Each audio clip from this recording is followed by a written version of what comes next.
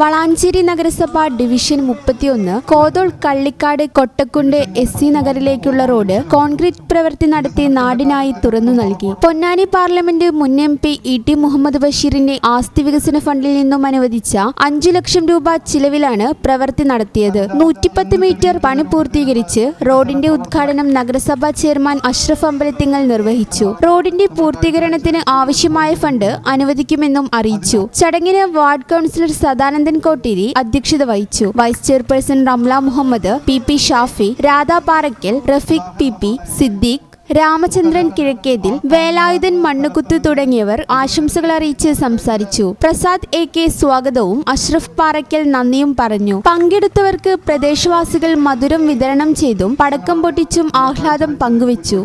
ഈ channel news Valanchery. Kavitha gold and diamonds അവതരിപ്പിക്കുന്നു season of merry. കവിതയുടെ പുതിയ ആഭരണ ശ്രേണിയായ glam 18 rose gold light weight ആഭരണങ്ങളുടെ exclusive launch.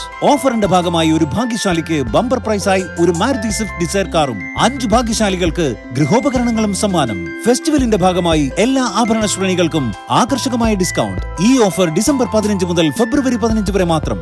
Kavitha gold and diamonds.